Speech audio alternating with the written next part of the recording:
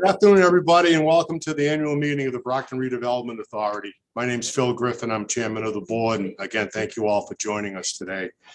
The first order of business, I want to come up with a nomination for the slate of the offices for the year. As it's going to be Phil Griffin, Richard Johnson as vice chairman, Ms. Suzanne Fernandez as treasurer, Ms. Tiffany Ellis Niles as clerk. Do I have a second to that motion? Second. Okay. I'll do a roll call. Ms. Fernandez? Aye. Okay. Miss Tiffany Ellis Niles? Aye. Okay. Mr. Johnson? Aye. And Mr. Griffin is also aye. Okay. I also want to start this meeting by offering my condolences to the Marrow family. Gene Marrow was a member of this board and served with distinction and also in many other facets in the city during his life. And he'll be sorely missed. So like everybody, please to join me in a moment of silence for Gene.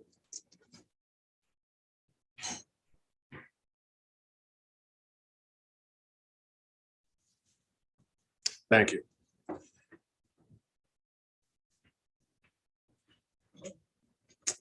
Right now, I want to bring up our speaker. He's done a great job through COVID. I think he doesn't really need much of an introduction. He's done a tremendous job through COVID, but he's also smart enough to keep construction going on downtown. And believe me, that sent a clear and loud message to developers that Brockton is open for business. We're going to come out of this pandemic. We're going to come out of it stronger and more ready to work than we were before. And that man, I'm very proud to introduce, is Mayor Robert Sullivan.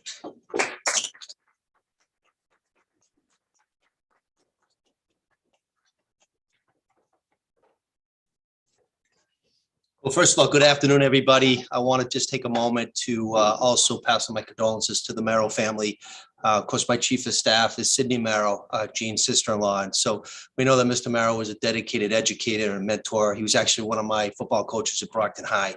He volunteered, he and his brother Bo, the Marrow brothers that are probably hooping it up right now in the heavens above. But they gave so much time to not just the BRA, but we're talking about licensing and parks and parking authority. So again, I want to thank you, Mr. Chairman, for what you do and for honoring Mr. Marrow. I want to thank all of you that serve the BRA. I want to recognize the Ward 7 and former Council President Shirley Azak for being here as well. As mayor, I've had the honor and privilege to reappoint some of you and to appoint some of you. And at the end of the day, the shared vision is a better Brockton, a Brockton that is open for business, as the chairman said. I also want to thank personally Mr. Jenkins. Robert Jenkins has become not just a friend, but really a dedicated ally as we continue to work through COVID. I also think it was brilliant that Adelsa Mendez came on board as well. So I want to thank you, Adelsa, for your leadership and your dedication for a better Brockton.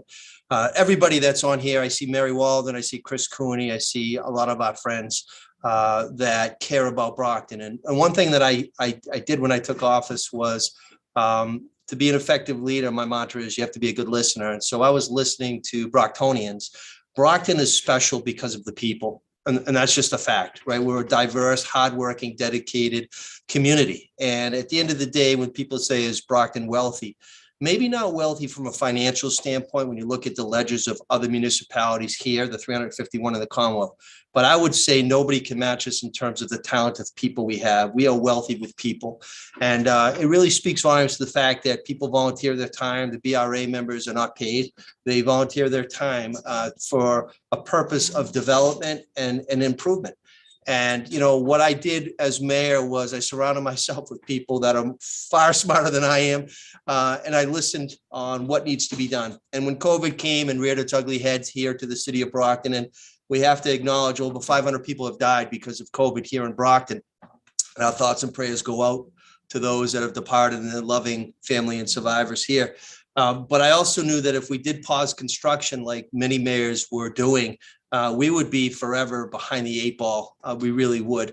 All of the progress that previous mayors, Mayor Bill Carpenter, Mayor Rodriguez had done, especially Mayor Carpenter, we would really be pushed aside. So I worked with our Board of Health. I worked with our school nurses. I worked with our partners in the hospital system, and of course, Sue Joss and her team in Neighborhood Health Center and said, no, we're not going to be able to pause construction. It's all full steam ahead. That train is going down the track. And so I'm proud to say that if you walk around downtown Brockton right now, there's more cranes in development than ever.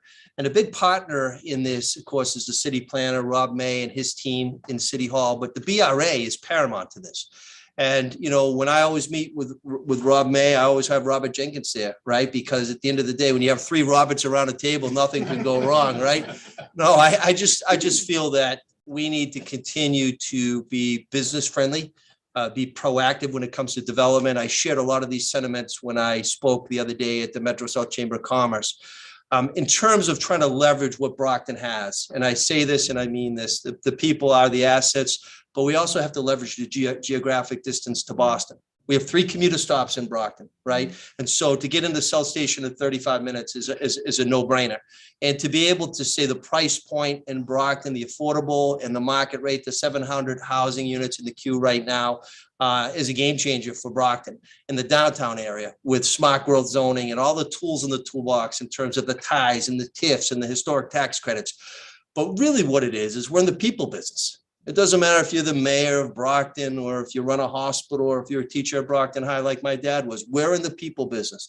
And what people are looking for right now is a wonderful place to live and work. Simple as that.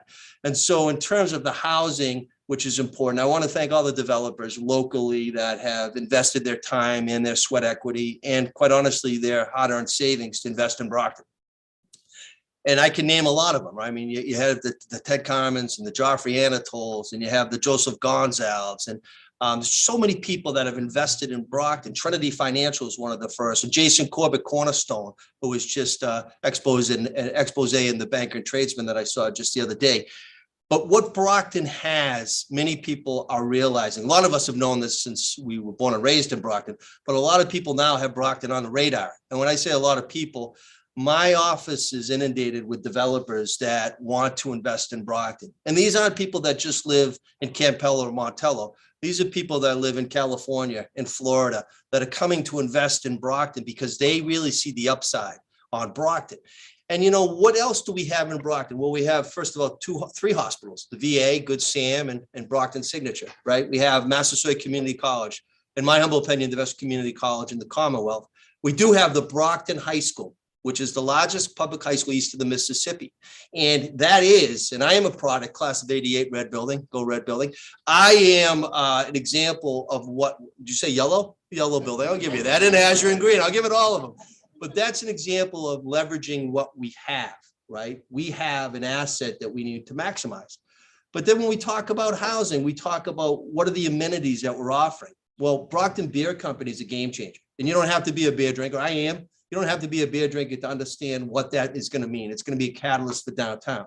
And it's a great story of Brocktonians coming together for the love of the beer, but also investing their time. And it would be the first Black-owned brewery in the Commonwealth of Massachusetts. That's a game changer. That's exciting.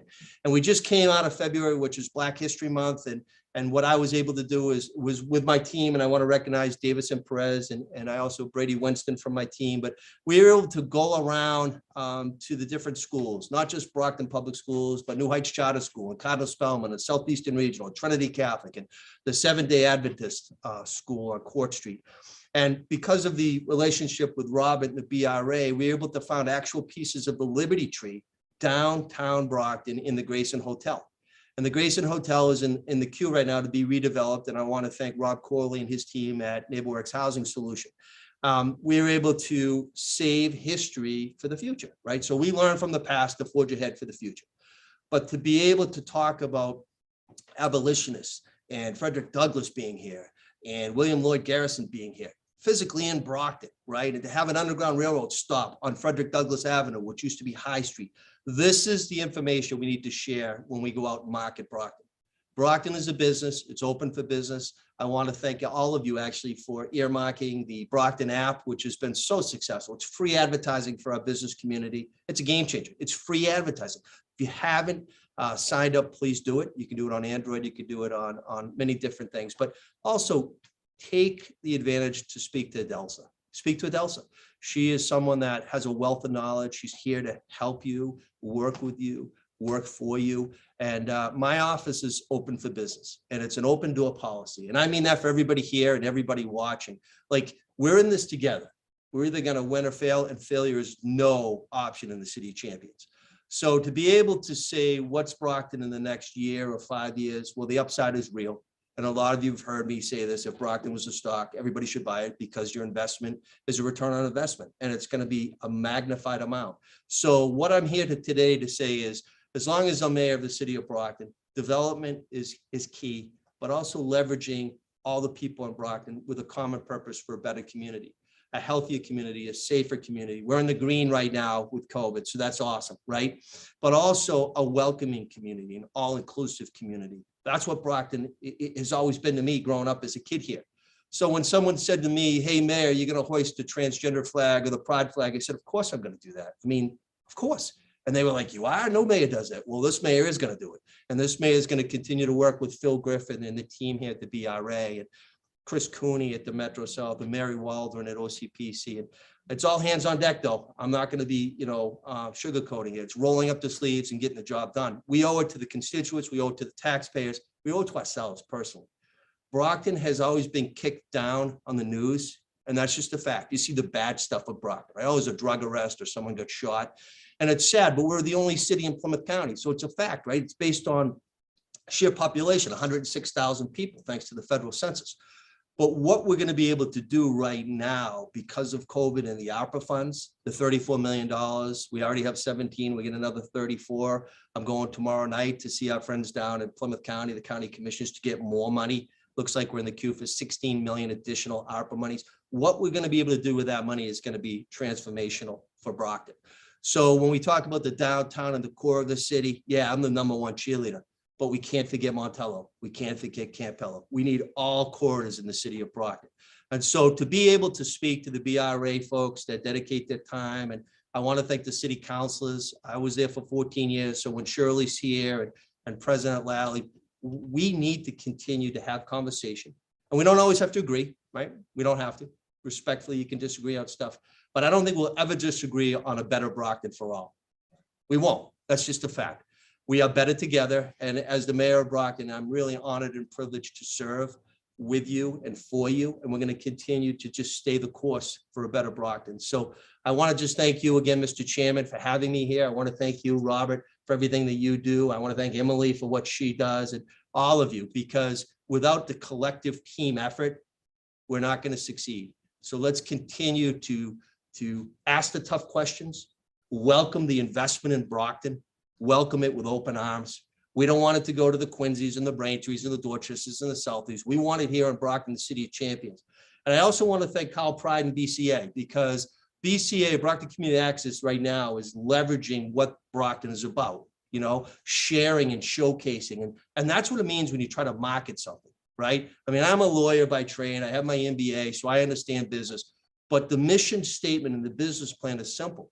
You create the steps for success, right? That's what you do. And so we'll continue to do that, but we also have to be able to showcase what Brockton is. Brockton's 8 kids that graduated last year that went to Ivy League schools, right? There's poet laureates here, right? There's artists here. There's an Emmy award-winning individual that I put on the BCA named Newbie Rateau here.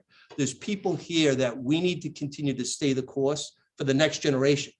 I'm a dad of 3 kids, right? A 15, a 12, and a 10-year-old. I'm doing it for them. I'm doing it for them. So I want to, first of all, just say thank you. And I mean that. I'm looking you all in the eye and say thank you for what you do every day. But we can't get, complacent.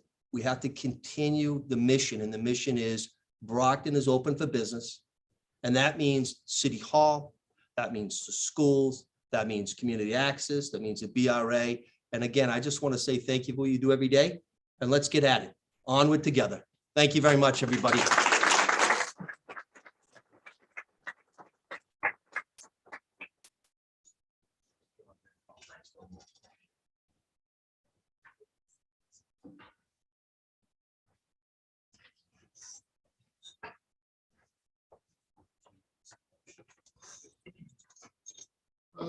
The next item on the agenda is going to be an award. Unfortunately, must award posthumously.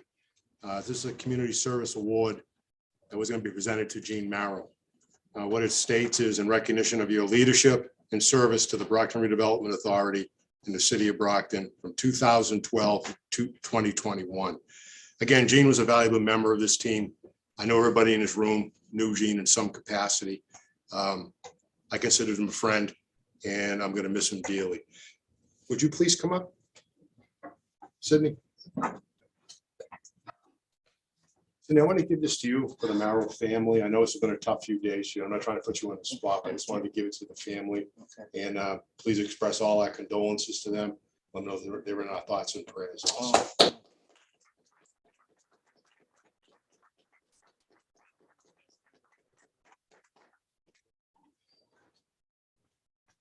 Okay, what I'm going to bring up now is a man who's done a great job this year and the years past, all through the pandemic. Much like the mayor, he really had to pivot and go remote and keep things going. And the bonus part with it, all the monies, a lot of the monies that came to the city, he was a conduit for it. So his staff, himself personally, punched above your weight. I mean, I got to really admit, he had a great year. So I want to bring up Mr. Robert Jenkins. Introduce all the staff. Sure. Thank you, Chairman Griffin, Mayor. I know we work hard. I see Rob May here, audience.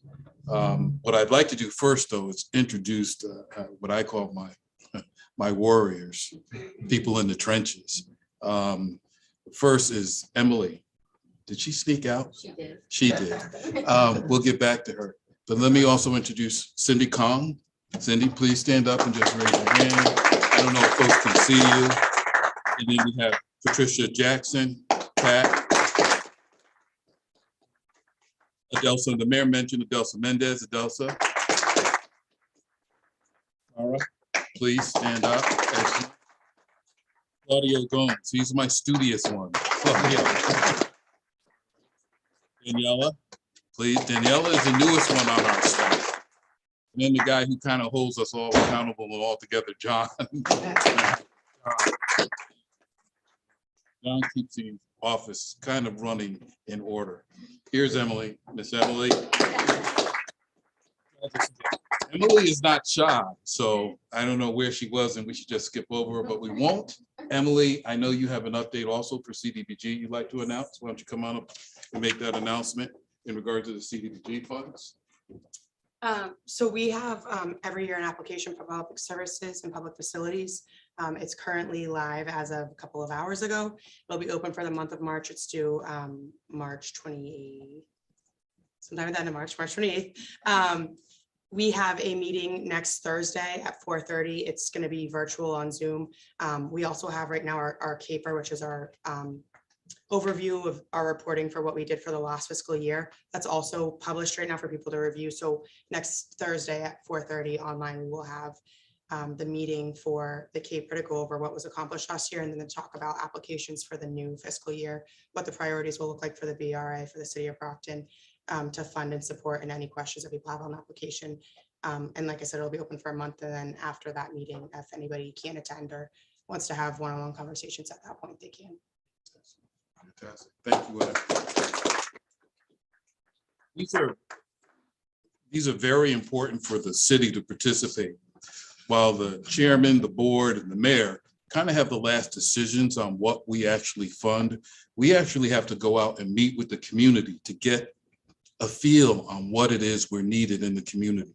And it's important that you participate, like she said, next week in the public meeting.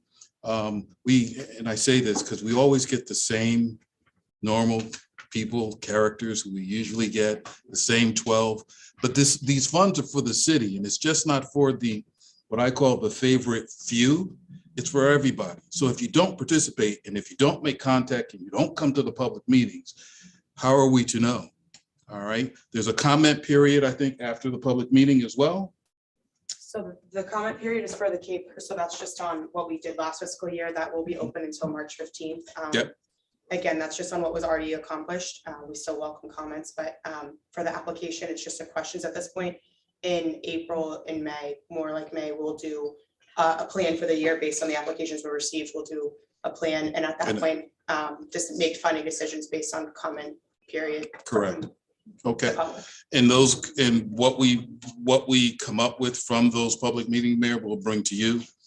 We'll decide, we'll make our recommendation, but the final decision and the sign off is the mayor. It's not me or the staff that goes to jail if you miss spends, it's him. We try to protect him. All right. So these are federal funds. They're the most discretionary funds that the mayor has. So your participation is vital. I think at this point, I want to look at the clock here. We're running right on time. At this point in time, what I'd like to do is have the presentations, and we're going to start off with Adelsa Mendez. Adelsa is somewhat the newest program manager, but Adelsa, are you going to do it from here? You have to do it from here. Great. No, you have to come up here. You have to come up here. All right. All right. Excellent.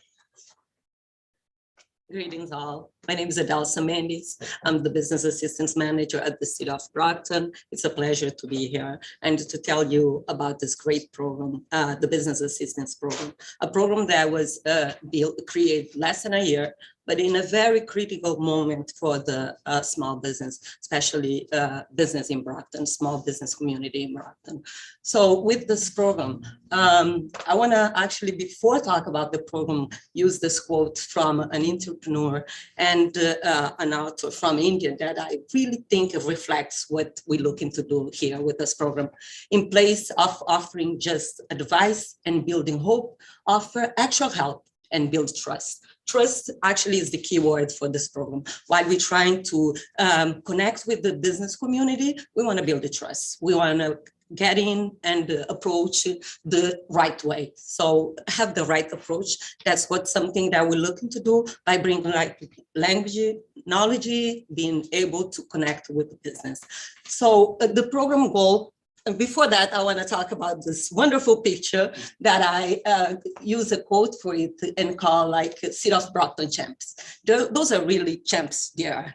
Our small business, woman-owned business, they show up for the first event that we put together for the Brockton Business Program. An event that just was like a month before I started in this position. They show up, more than 100 business show up, and the mayor were there. We have other partners and business provider present, and they were able to really connect with those business and hear their concerns.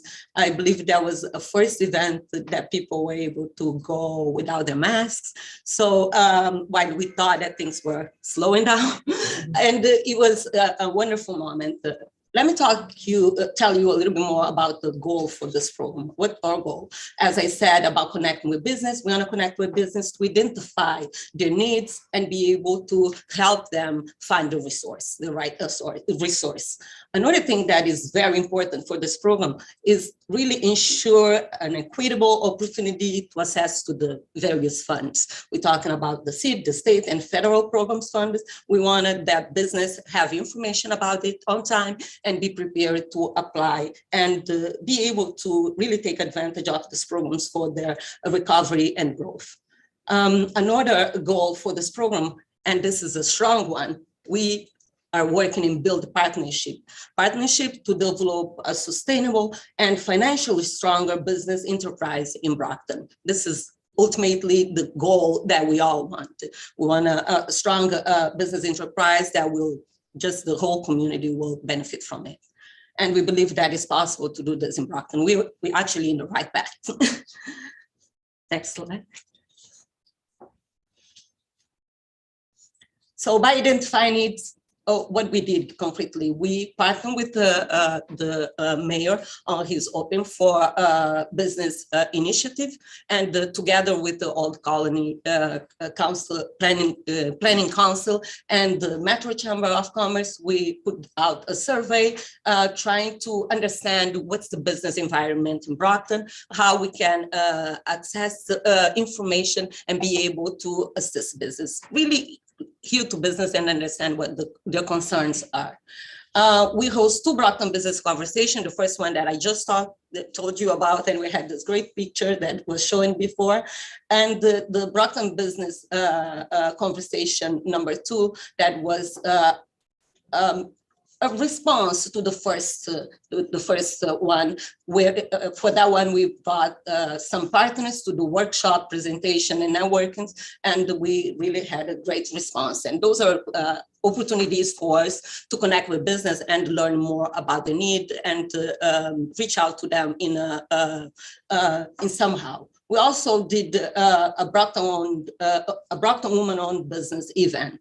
That was a celebration, actually. But at the same time, we give business woman-owned business in Brockton a platform to tell us about the great things that have they've done in the city, and the city is very grateful to have them, but also what are the challenges, how we can help them overcome some of the challenge. And the one that is like what we do in the daily basis, going door to door to business. We do that every single day, connecting with business. And this is a picture of of business, very attentive and engaged, while the mayor was really helping us run the event.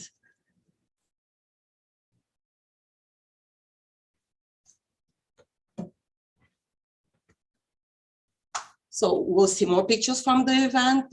And the event was hosted basically on this idea of let's talk about business. The Brockton Business Conversation 2, the evening session at Wonder Restaurant, the Brockton Business Conversation 2, also the daily session that was hosted at the Westgate Mall. We prepared a conference room there in one of the vacant store that I believe is not vacant anymore, or soon will not be, because business are coming to Brockton. So, but we have an event.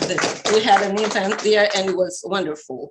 And the Brockton woman-owned business event, that, as you see, our champions were there, and they enjoy having the platform that I talked to you about, where they had a chance to tell us more about the amazing work the business doing and the challenge that we all know existed.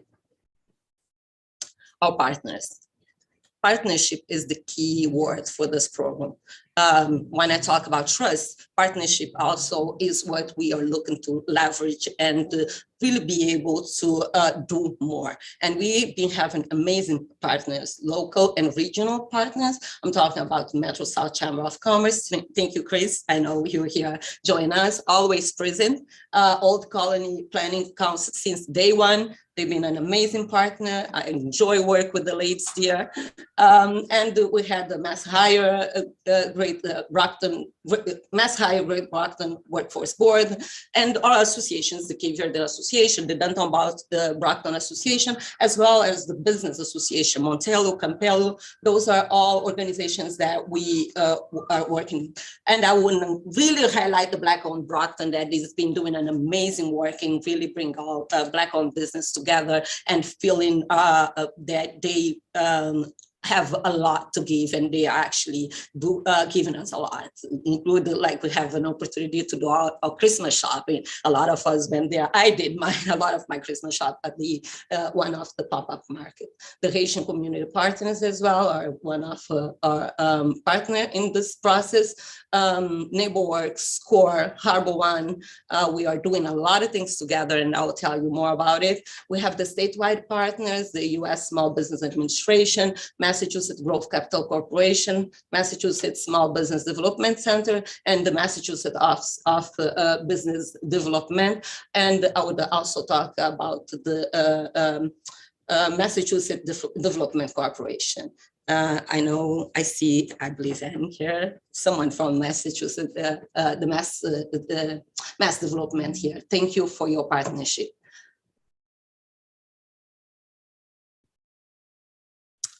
Those are numbers, and I want you to pay attention to numbers, because numbers says a lot. For less than a year, the program, remember, we started the program in May, and less than a year, we are able to do, through collaboration with SCORE, we have more than, I have 9 businesses in Brockton being able to receive direct assistance from SCORE in putting together their business plan and other type of assistance. I know Peter Smith, thank you, Peter Smith, for your partnership. He's been amazing and go above and beyond to really help business. NeighborWorks, we are doing a lot together through our workshops that we put together. In partnership, we are able to reach out 60 business, and the Small Business Association, I see there is misspelled, but the U.S. Small Business Association, just during the month of December, we helped 30 business apply for the economic disaster loan grant and loan. With Massachusetts Growth Capital Corporation, we also been helping business apply for some of their grants programs, and there is other grants programs run for specific communities like the Hispanic business, Black woman business, woman-owned business, woman-owned restaurants, and we are all on top of it, make sure that the business apply. In terms of outcomes, what we achieved, we were able to put together 6 workshops, as I said, in collaboration with our partners, and we talk about some of the needs, and we really look to help business with their business plan review, accessing capital and financial literacy, and as well as marketing, and also the grants and the loan application. Over $2 million in grants and loans were awarded to Brockton Small Business just with the EIDL program. And I'm talking about business that we assisted. I know there is more business that were able to apply on their own, but the ones that specifically with the business assistance programs we helped, they were able, between the loans and the grants, we are talking about $2 million, over $2 million that the business were able to get during the month of December. This is a 6 months program, and so far, one person doing it. That's why it's important to see how we will bring more people and do more. We definitely will be able to do more. The collaborative workspace grant is one of the grant that we applied with in partnership. And Rob may thank you for bringing that. So we are able to get $10,000 for the feasibility study. And by talking with a lot of entrepreneurs, it seems that it's something that they are very excited about it. Community Navigator pilot program. Wow, this is huge. So Cape Verdean Association were able to get $1 million for the Community Navigator pilot program from the SBA, and we are one of the spokes. And we have a lot of work to do. We are already doing it. So the number of businesses we were able to reach out only during the month of December to be able to apply for the SBA, and there is no grant programs available. So this is just an extra motivation for us to keep going and be able to access and work more with more business in Brockton.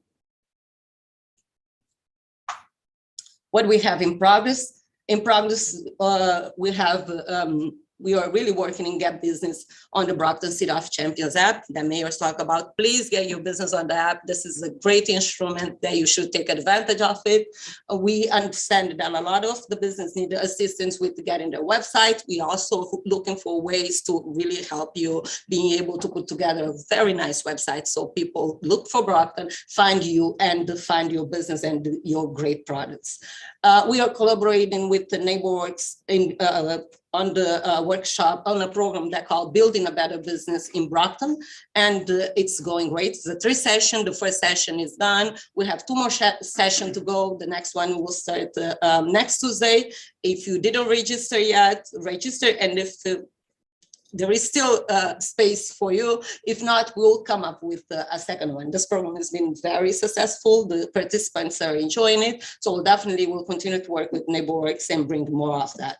We are also working with Harbor One to prepare a financial literacy workshop in Cape Verdean Creole. We understand that there is a need for that. The language, it can be a barrier for a lot of business. We want to be able to assist business in a way that they can understand and they feel comfortable. We are also assisting business with the new grant program that was announced by the Massachusetts Growth Capital Corporation last Thursday. We already are spreading information, make sure that business know about it. It's 2 great grants. And if you qualify for both of them, please apply for both of them. You will only get one, but your chance will be greater than if you only apply for one. And if you need assistance, we're here to assist you. We will help you understand the application, understand the requirements, and we want to make sure that business in Brockton apply for that grant and be able to take advantage of it. We are also working with the CVBA, as I mentioned, as the Community Navigator pilot program as one of the spoke. We are actually overcoming barriers. We are overcoming barriers, and how we are doing it. We're doing it by empowering minority and women-owned business. We are doing it by accessing resource, being able to have those businesses assessing the resource, and we are acknowledging and celebrating local business. And those are some of pictures that really show us celebrating with our great woman-owned business and our partners at the event, one of the Brockton Business Conversation. Thank you for listening to me. I hope we are looking forward. One of the things, and John, we do have a chat. So what I'd like to do is, if you have questions in regards to any of our programs at the end of the presentations, we'll go to the chat. You can put them in the chat, and I'm sure John will bring them up. Next, we're going to have one of my proteges here. Claudio Gomes is going to give us on the rehab program. Claudio, come on up. Excellent.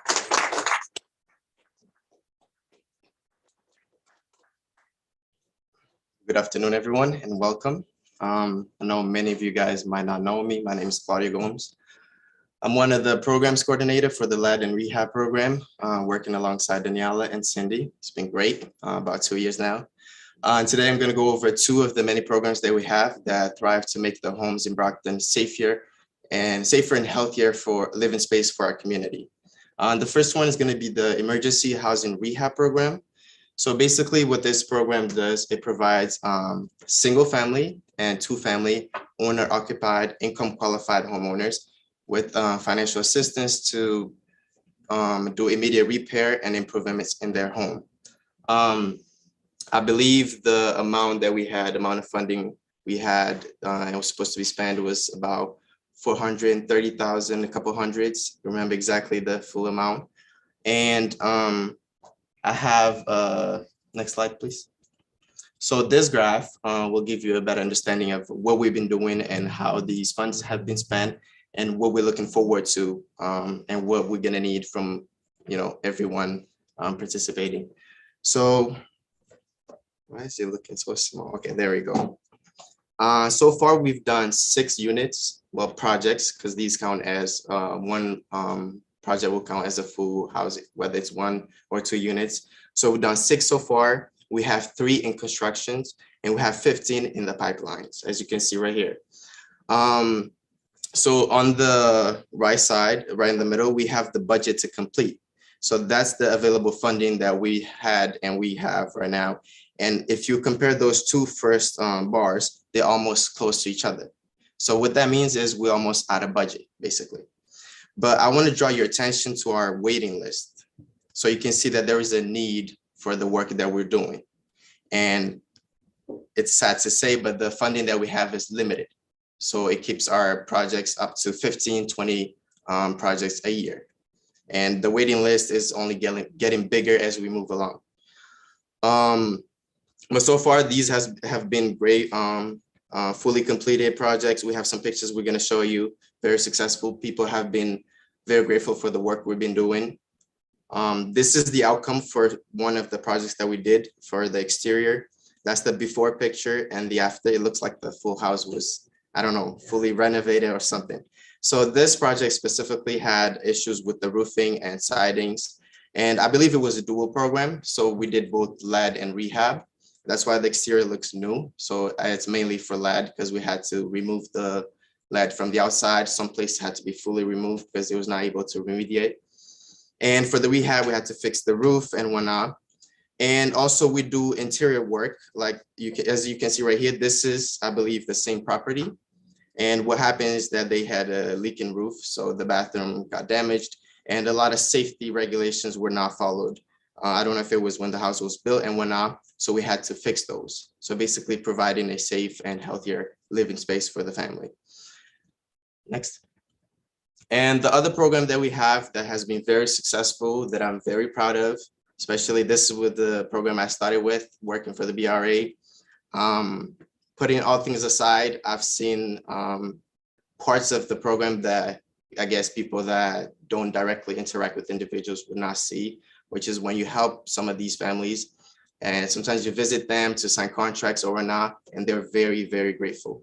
And that's what makes me keep doing what I'm doing. They always, you can see that they don't have a way to pay you back, but they're grateful for everything you've done for them. So the LED program, basically, I'm very young, not too young to be here. And most of the homes in Brockton were built before I was born. About 90% of these contain lead because they were built before the lead paint was banned. And why is this important? I know many of you guys have kids. It's very, very threatening to their health, whether it affects their cognitive skills, often cause asthma or other health issues. And our elderlies as well can be affected by this. And so far, with the work we've been doing, approximately 2,000 Brockton homes have letter of compliance. And that's a lot because these work in terms of units. One home could have 3 units, and we've been able to do all 3 or sometimes 2 or whatever needs help. And for the families out there or whoever's watching, if you don't know if your home is fully de-leaded or if it needs any assistance of sorts, you can go to our website, the BRA website. There's information there. You can always call our office. I don't remember the phone number from the top of my head. Don't blame me. And for, next slide, please. So what we're able to offer is up to $20,000 per unit. So if you have a 3-family, don't worry, it's not just $20,000 for the whole family. It's $20,000 per unit. And then we offer up to $5,000 per unit for healthy homes. So this basically goes to remove the lead, fix some things that are posing as safety issues that need immediate attention, like smoke detectors or staircases, anything like that. We've been able to secure, I believe, $4.7 million on federal funding to take care of this. Am I right, Emily? Yes. Okay, Cindy? Next Yeah. slide. Okay. And it's always good to show some numbers and, make sense of what's going on, what we've been able to do, what our goal is and whatnot. So if you look right here, we have so far completed 29 units, fully done, all paperwork signed, have gotten their letter of compliance. We have 16, which is the red right there, that is projected to start working soon. But because of the weather and, things are being delayed now with COVID and whatnot, I'm pretty sure y'all understand. We're having a little bit of a setback, nothing too crazy, nothing to worry about. We're still moving forward. And then we have some units in the pipeline as well. Now we have the funding available to complete 210 units. And so far we've been doing great, actually. Things are moving forward. We have a lot of people coming to us with applications. It's just taking a bit longer than usual to get these projects underway or get them completed. But nothing that we need to worry about. As I said, COVID has brought a lot of challenge, but we've learned how to deal with it and still be able to live our lives. And if you look at the right, there's a pie chart with the numbers. That's the amount of funding that we've obtained.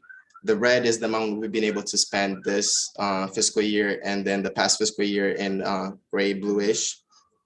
And we plan to complete this 210 by 2024. Right. So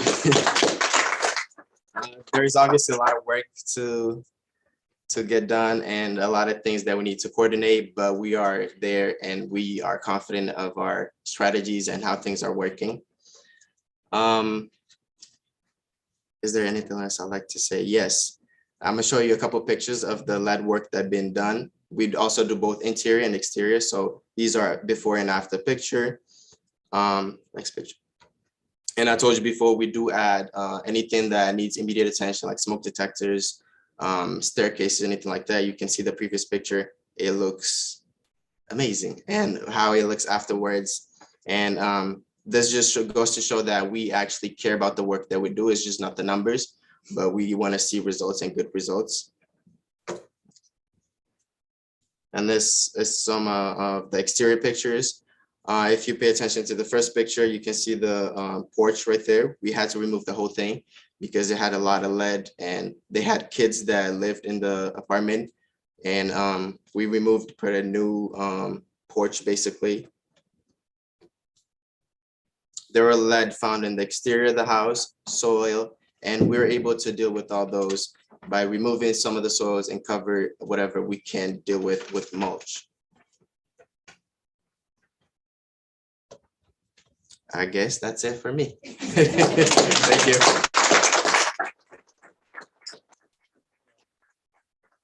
Thank you, Claudio. If you hadn't noticed his enthusiasm about the lead program, Claudio is also a pre-med major at Boston College. I'm sure you're glad to hear that. He chose not to go to NU, but he's at Boston College as a pre-med. Our next speaker is going to be Patricia Jackson. She's going to talk about development. Pat?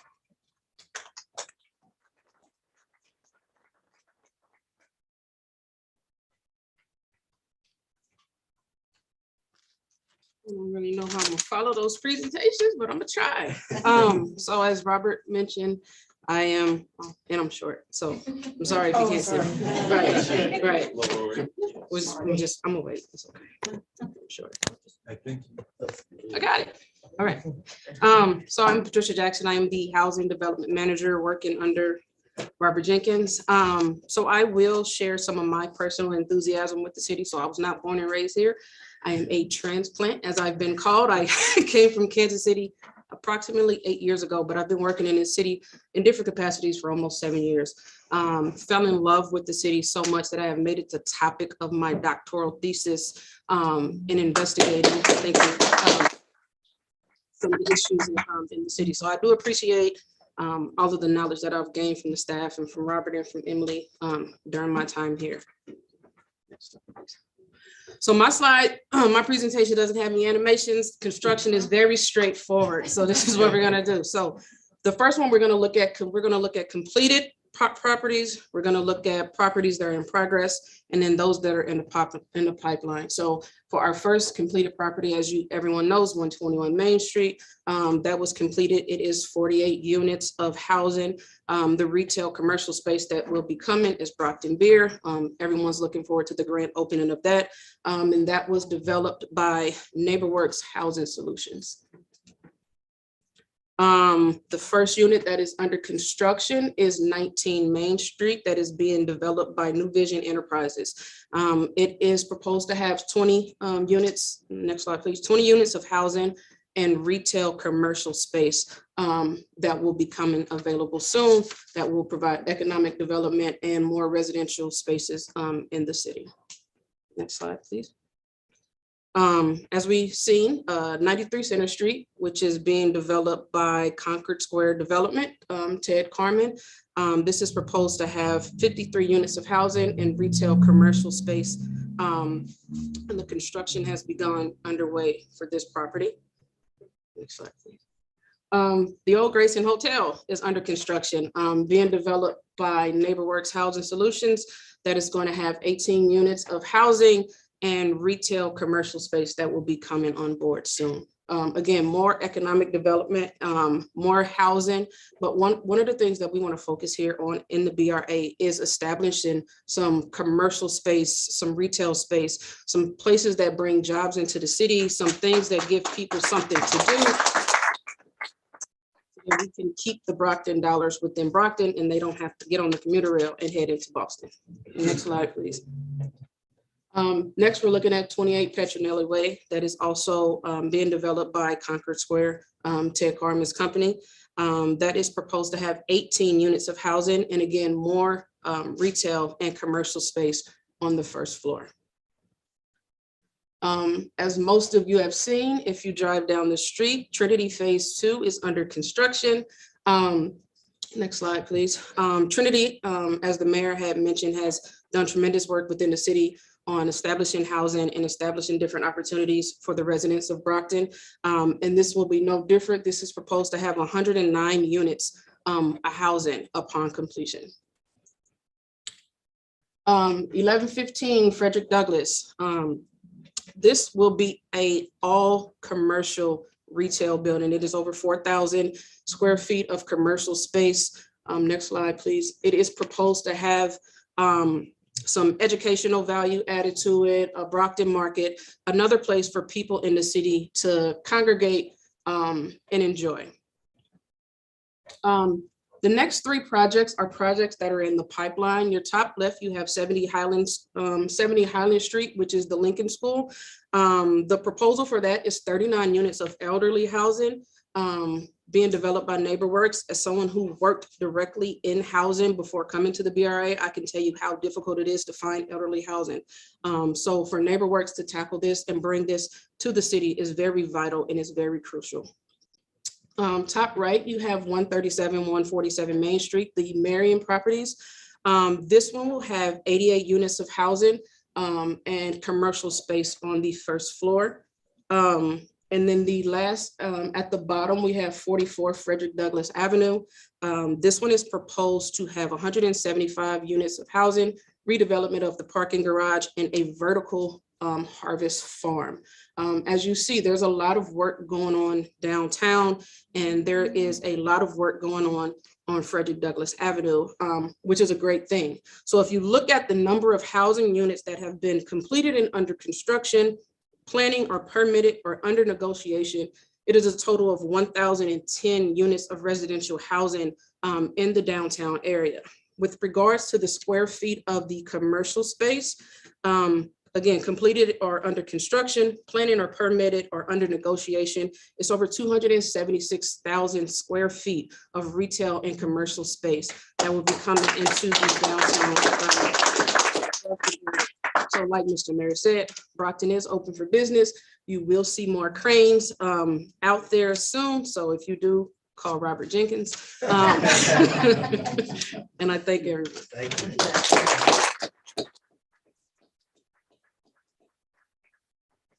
Thank you, Patricia. I think what I'd like to do, because she just really touched the tip of the iceberg.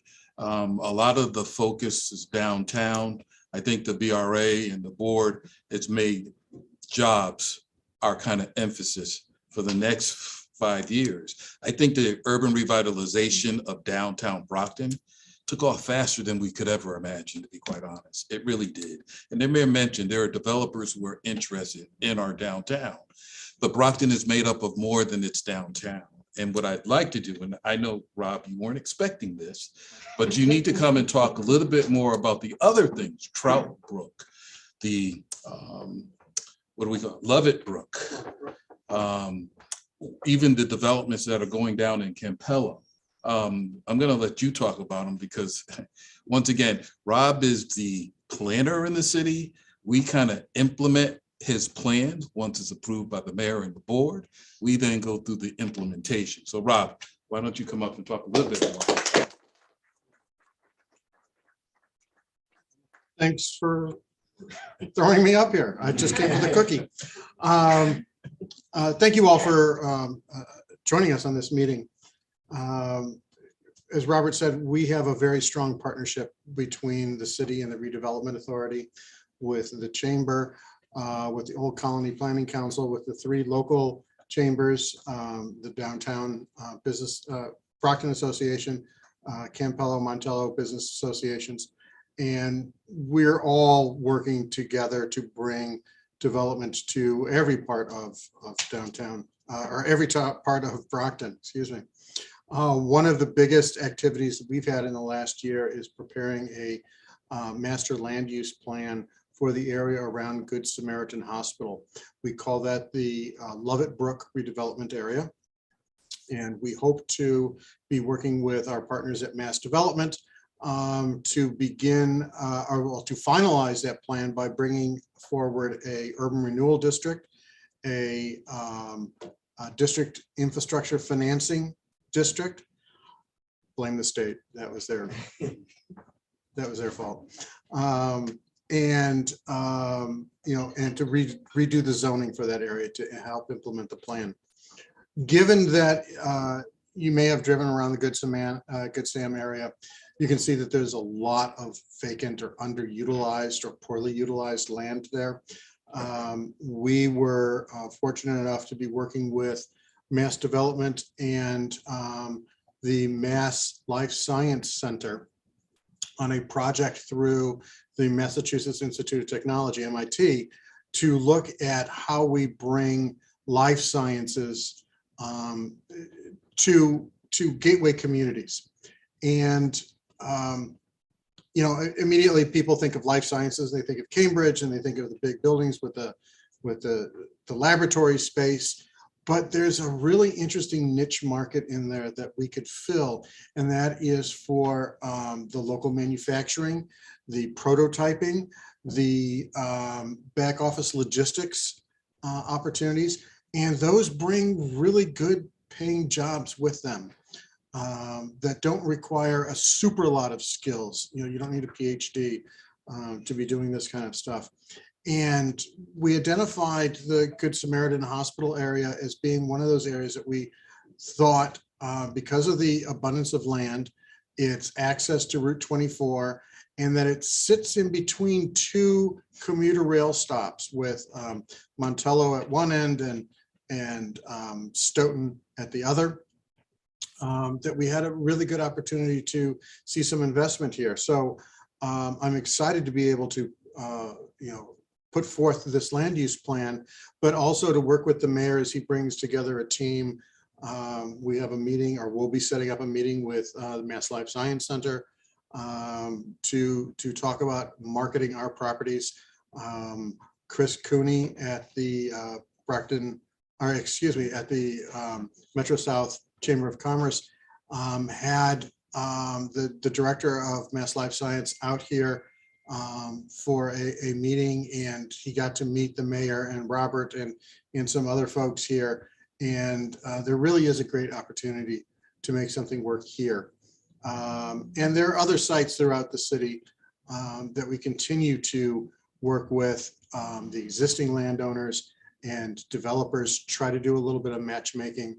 The mayor and I and Robert and the rest of the economic development team get together every 2 weeks or so to review what properties are available and who we've talked to, and how do we pitch Brockton to these folks who are looking to develop, and not only developers, but also how do we work with the existing businesses here.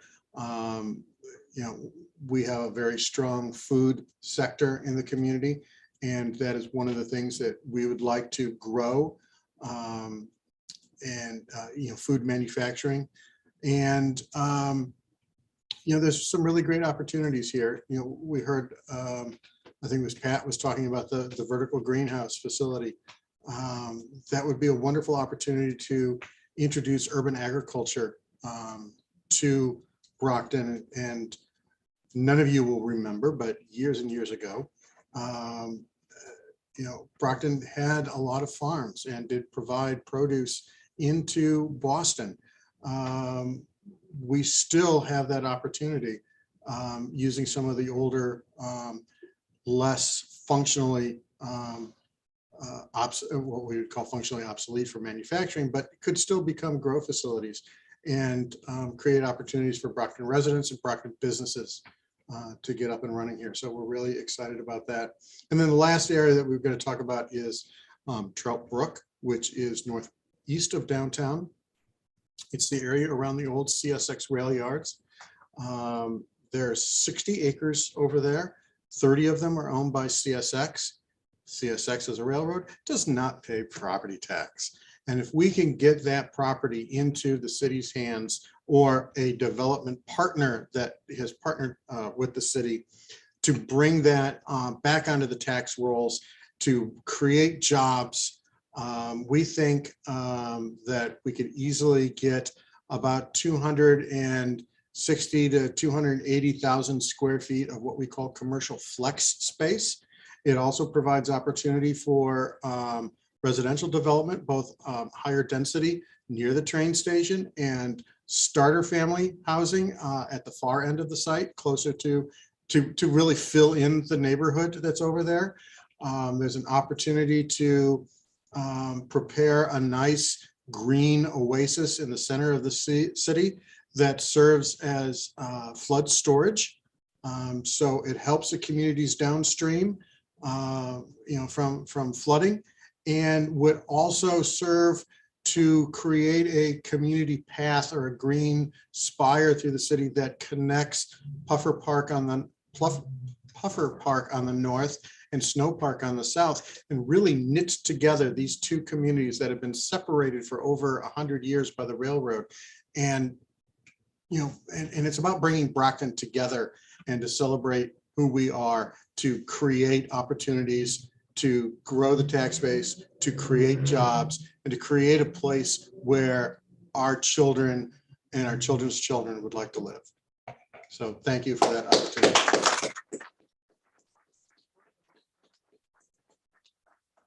Good job. Excellent. Fantastic. As Rob said, that's what spurred the moment, and I like putting Rob on spotlight. Let's do this. I know we have some folks in the chat. Just a couple of announcements.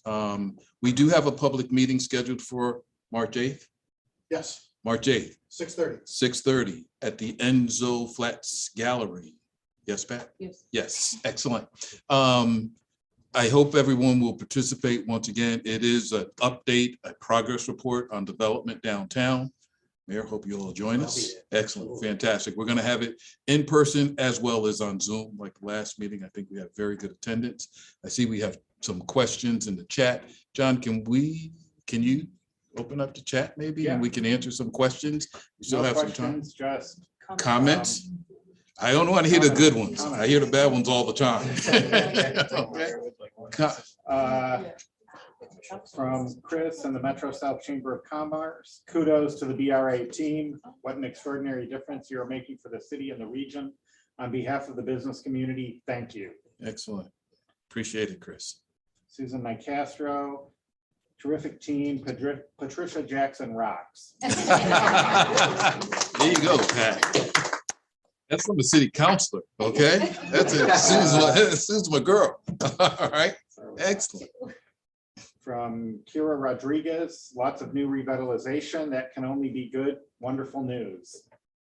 Robert and Emily, from Anne Marie Raymond. Robert and Emily of Brockton Redevelopment Authority really care about the city of Brockton.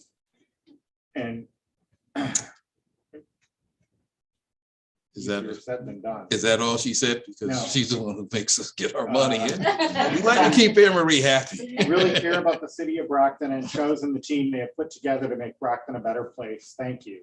Thank you, Anne Marie. From Mary Waldron, OCPC, congratulations to all of the BRA staff team, Robert, Emily, Adelsa, Cindy, Claudio, Patricia, Charlize, and John, and the BRA board.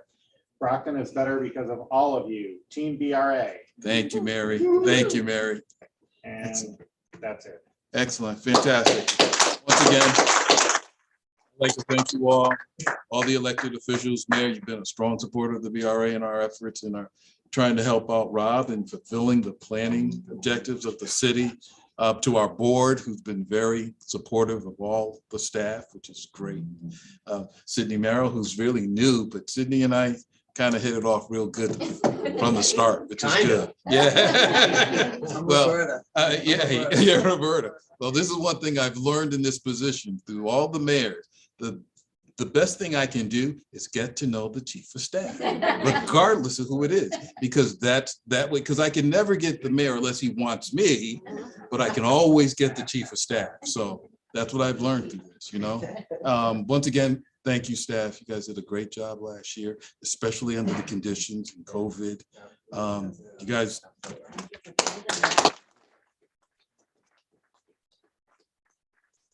With that, Chairman, I'm gonna leave it to you.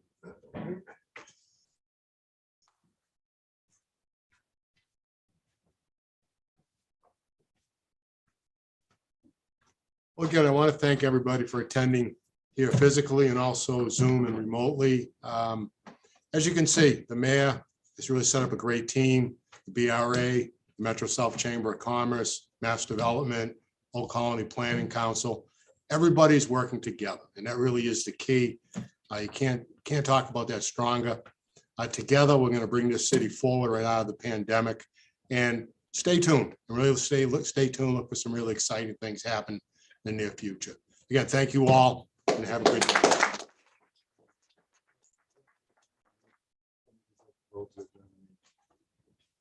I was just reminded I was negligent in some of my functions. I have to ask for a motion to adjourn the meeting. May I have one, please? I'll make a motion to adjourn. Okay, is a motion by Mr. Johnson. May I have a second, please? Seconded by Ms. Tiffany Niles Ellis. We will raise the hand. Everyone want to adjourn? Okay, again, thank you, everybody.